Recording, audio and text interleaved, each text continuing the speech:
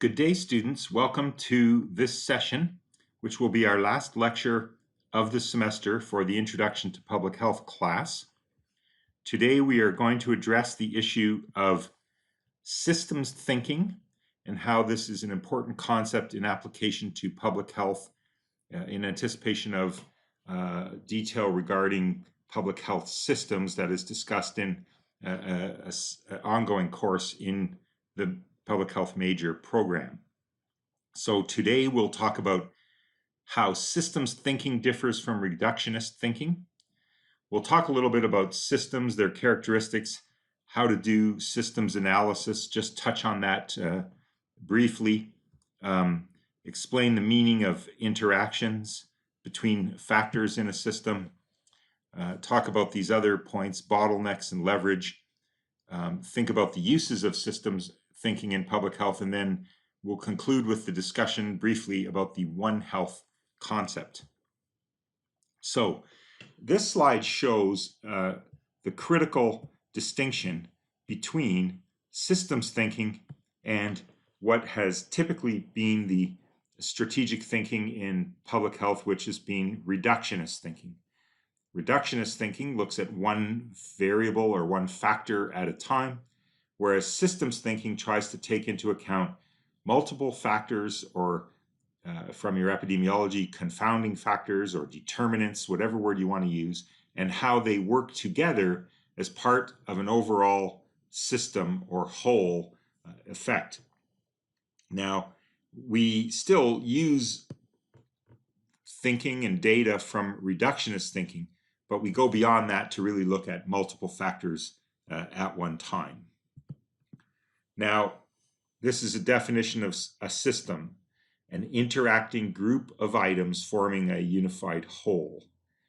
For example, the cardiovascular system in our body includes the heart, the blood vessels, the blood, and so forth. Now, these features are connected to each other, work together, so how they are arranged and how they interact is very important. System thinking can be used to describe complex biological relationships. For example, as I've said, the cardiovascular system, the renal system, pulmonary system, and so on. In fact, much of medical school is taught on organ system thinking. Systems thinking can also be applied to how an organization functions and its relationships internally and externally and the processes that it uses. And it can also be applied to the working of factors that cause disease and its outcome. And the best example here is that we'll discuss or use is the concept of coronary artery disease and how multiple factors have interplay to influence that.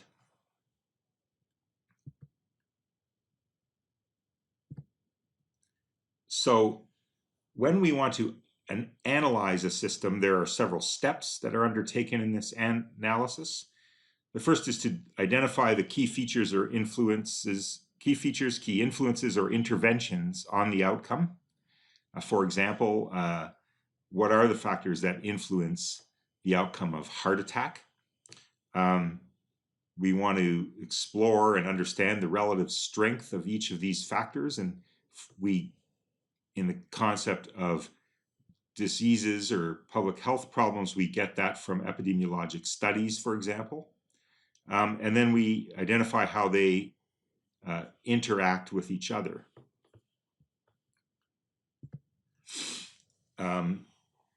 We also want to identify dynamic changes that can occur in a system, and many systems have feedback loops, including many biological or pathologic systems that operate in our body.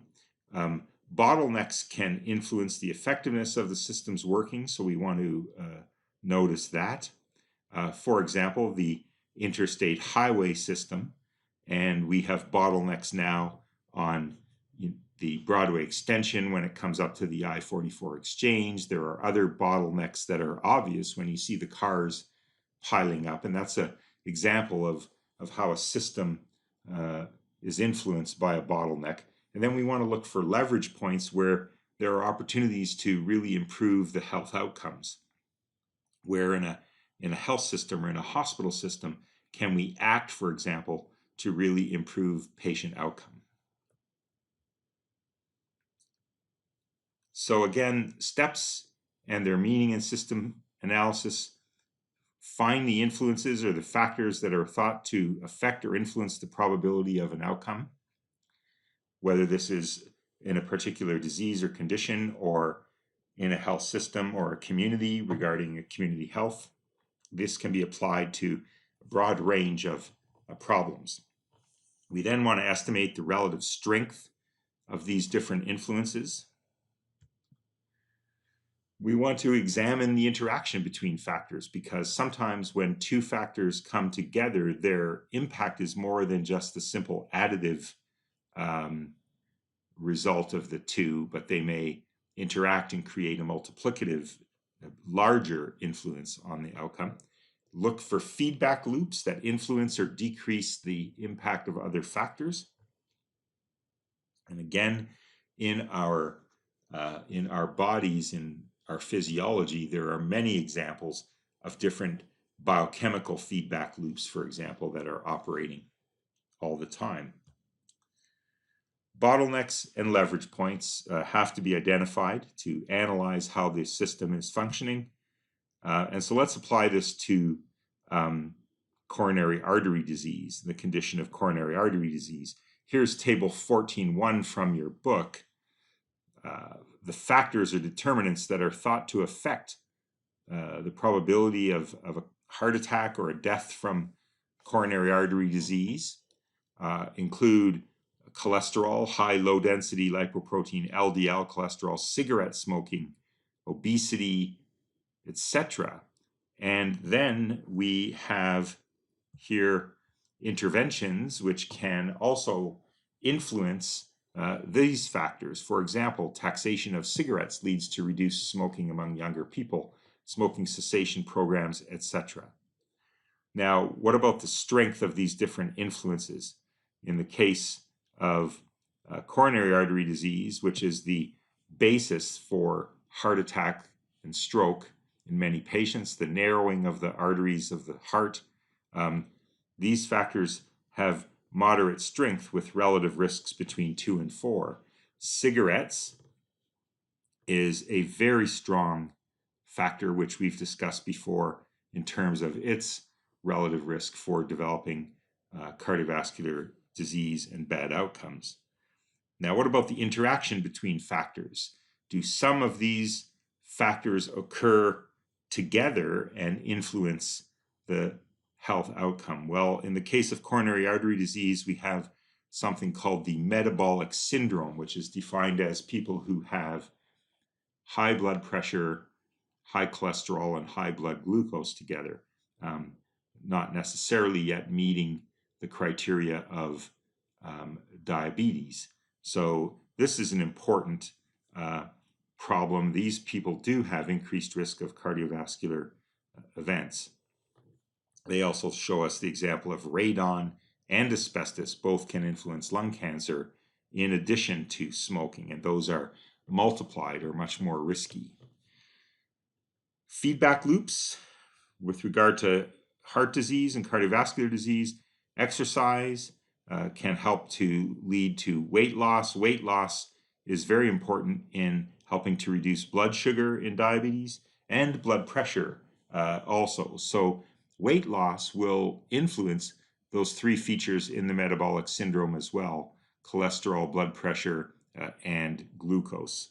And those are very important factors. So exercise can help through achieve weight loss. Weight loss very important in reducing coronary artery disease. Weight loss by people who are overweight. Where are bottlenecks in the system or leverage points? Here, in the case of coronary artery disease, if we have areas of serious narrowing of those arteries due to buildup of material inside and the hardening of the arteries, that needs to be addressed by either a procedure called angioplasty, where a catheter and a balloon is put into the artery, and it is in effect reamed, kind of like a roto-rooter in our artery. And then often a stent is put in there to prevent the artery from collapsing on itself. Or in some cases, these patients need to have bypass surgery to get around this blockage.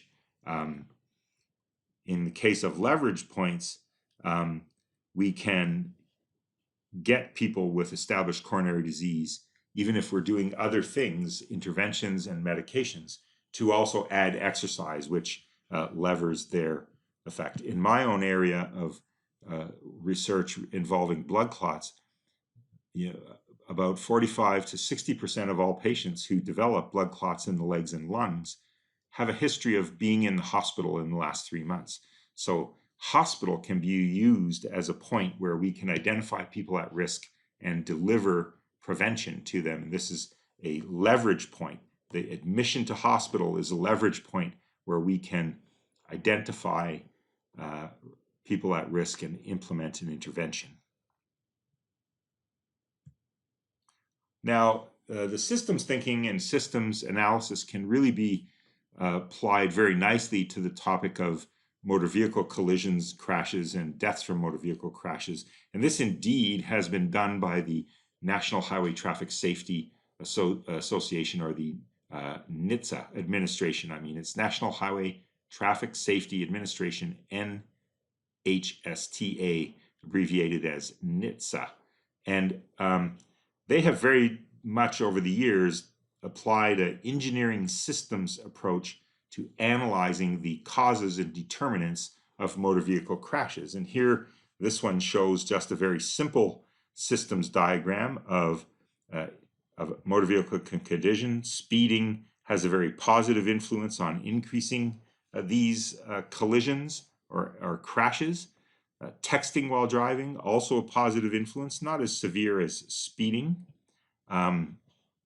Texting distracts someone in their response in terms of knowing when to apply the brake and slow down. That's commonly a problem. The person is texting and runs into the back end of another person. So texting impairs our ability to quickly apply the brakes and stop. Speeding as well. And then if we are slow in our responses to changes in conditions in the road, we end up with a vehicle collision. Now then you can take this out and apply it to much more extensive thinking. You can look at the effect of speeding.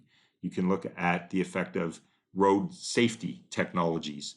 You can look at what we have done to vehicles in recent years with engineering that has led to prevention of collision with sensors and announcing beepers and warning sounds and so on. Changes to the structure of cars and vehicles have been very important, reinforcing doors, airbags, various other things, passenger restraint technology, airbags, how the car or vehicle is structured, its reinforcements on its sides and so on.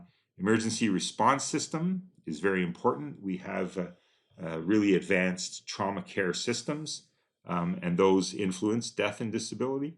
So all of these factors here influence the motor vehicle collision rates, as does speeding, use of alcohol, slow response to braking or changes in conditions in the road to avoid a collision. And texting is a influence on motor vehicle collisions as well. And so all of these things can be analyzed and put in the form of this diagram, which is called a systems diagram. And where you see a positive sign, that's where the factor in the direction of that arrow is influencing. So we have injury, and then we have an emergency response system. Emergency response system is working to reduce injury. Here we have vehicle safety technology, which is working to, injury is driving the emergency response here. They have to respond to injuries. That's why this is a positive with the arrow going in that direction. Here we have vehicle safety working as a negative against or a constrainer of injury. Passenger restraint technology, airbags reduce injury. Vehicle collision prevention reduces collisions. speeding has a positive effect on increasing motor vehicle collisions, and so on. And so a positive in the direction of the arrow shows where that factor leads to an increase in the outcome of interest, and negative, vehicle safety, reduces injuries. So these diagrams, if any of you are in engineering or have taken courses there, you will understand a lot of this. But this is how systems thinking can be applied to a crucial problem such as motor vehicle crashes, which, as I've mentioned before, is the #1 cause of death in people between, say, 15 and 40 years of age in the United States. Now, we can apply systems thinking to population health issues. We can look at the relationships between multiple factors in disease, risk factors for cardiovascular disease, risk factors for breast cancer. What are they? Well, we know there are multiple risk factors: family history, exposure to estrogen and other types of medication, obesity, and on, various factors. Similarly, with other types of cancer, we can look at interaction between factors and the presence of the condition or the outcome. And we want to find ways that we can do multiple simultaneous interventions and look at the process as a whole in order to plan both short and long-term intervention strategies to reduce the burden of disease from these various conditions, cancer and cardiovascular disease being #1 and 2 in our state and country, but also then diabetes, overweight, and so forth. Here, understanding that there is an interaction between factors is very helpful. For example, cigarette smoking, radon, and lung cancer. An individual who lived in an area where there was radon exposure in the homes and so on, but was also a heavy smoker, how much of the lung cancer was contributed to by one risk factor versus the other? Syndemic is the term we use when two or more diseases interact to magnify the occurrence of these diseases or increase the burden, the health burden on the population. So some diseases predispose to other diseases. For example, COVID-19 viral infection of your lungs and your body will predispose you to further bacterial infections, for example. Other examples include HIV, tuberculosis, and malaria tend to go together significantly in Africa. As I've mentioned before, obesity leads to elevation of high blood pressure and cholesterol, the metabolic syndrome, for example, and ultimately diabetes. Alcohol can influence motor vehicle crashes. It has an effect on domestic violence and, of course, on liver disease. Okay, and this just defines again bottlenecks and leverage points and shows different ways that leverage can be had. For example, with regard to motor vehicle injuries, we really get good leverage on reducing mortality in vehicle crashes if we can get people to a credentialed trauma center within the 1 hour of injury. And that's been shown in study after study. If we can get that person to a trauma center and worked on within an hour of the injury, their chance of survival is much, much greater. Similarly, if we can get pregnant women to quit smoking during pregnancy, we have an enormous benefit not only on the mother, but on the likelihood that the baby will make it fully to term, that the baby will not be a low birth weight baby, and many other emerging data about their cognitive development and neurologic condition. Now, as we mentioned previously, interventions have often been studied one at a time.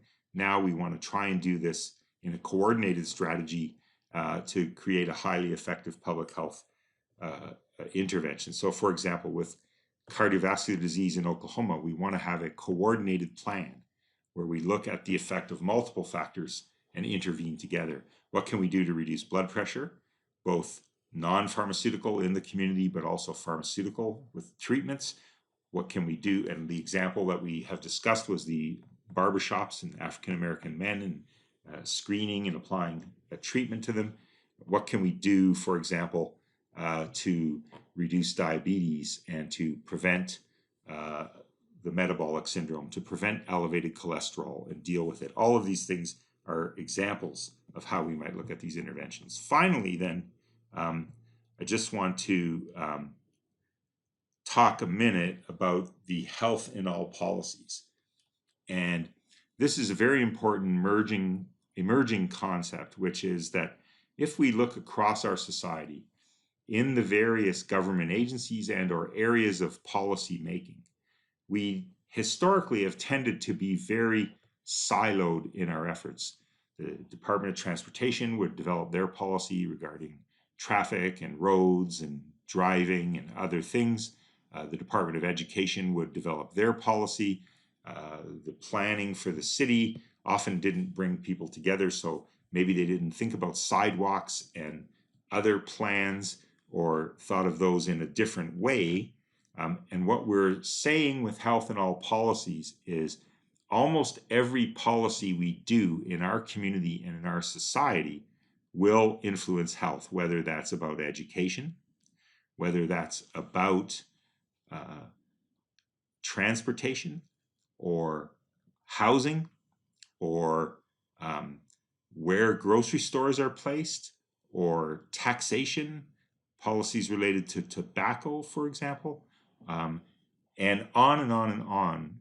Urban planning, the more capability we have for people to get outside and have physical activity and exercise, the healthier we will be.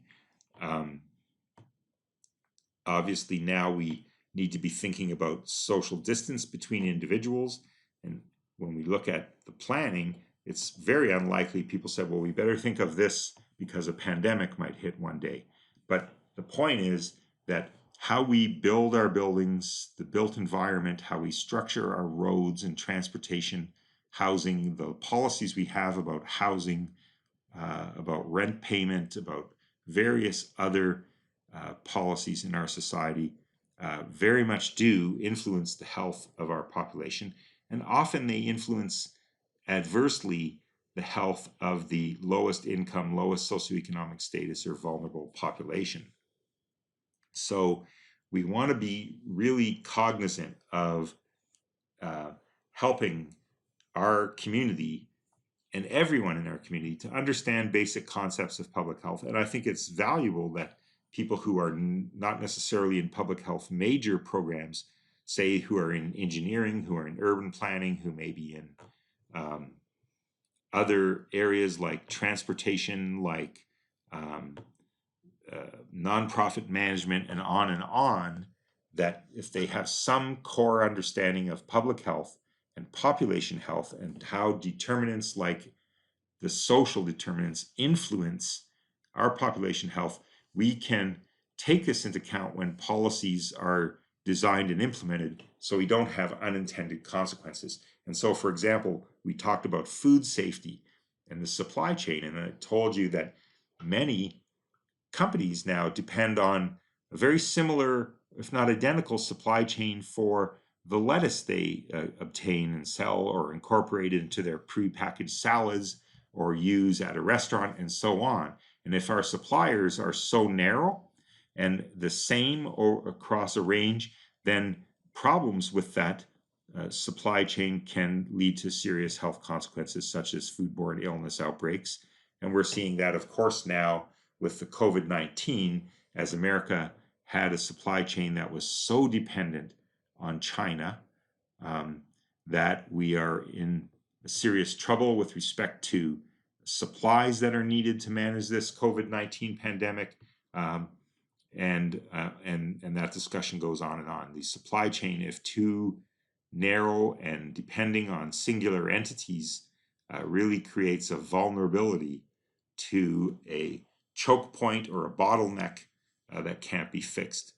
So I think you're going to see a lot of rethinking about that, but there's no question that affects the health of our citizenry. We have for quite some time been trying to strengthen our lab capacity for testing of COVID-19 and to do more tests, but the rate limiting factor has been getting the supplies to do the test, because everybody is getting them from the same place. So generally the same supply chain. I think as a result of this COVID-19, we'll see a lot of careful work to make duplicate or alternate supply chains and other processes so that our mission critical and vulnerable supply chain pathways for the health of America are not disrupted. Again, here with the supply chain processes, the surveillance monitoring that the CDC does in collaboration with the U.S. Department of Agriculture allows for early identification and warning of foodborne outbreak potential. Okay, this concludes what I wanted you to know for this quiz about systems thinking. No more depth than that at this point. The next course, there is a course called Public Health and Healthcare Systems, and that will go into this in a little more detail. But really study the book and the chapters, figures and tables regarding the systems diagram and thinking using the example of motor vehicle crashes, and gain an appreciation for how that type of thinking can be applied to various public health problems. So with that, I'll conclude. I do want to thank you all for a semester that has been very challenging, and I think I appreciate how you have adapted and responded to this very difficult time. I know that this has been difficult for some students and not optimal in terms of the learning. We understand that. We're working hard to learn every day how we can make this better as we continue to work through the impact of this pandemic. This virus is going to be with us in our community for a while, so a lot of these lessons learned this semester will be applied going forward to improve, we hope, the educational experience for you. Please do a course evaluation and be honest and indicate your thoughts and suggestions for how we can improve and deal with this. Those are anonymous, but I value those. I look at those very carefully and want to try and do best for you as we go forward. I want to wish you all best of luck. Watch Canvas regularly. There'll be announcements. The quiz will be Wednesday the 29th, and then you are finished for the semester with the Introduction to Public Health class. I've enjoyed having all of you in this class, and you can continue to communicate with me by email, either through Canvas or outside that as you go forward. And I hope to see many of you in the fall when we get back to a little more normal activity and seeing you in person.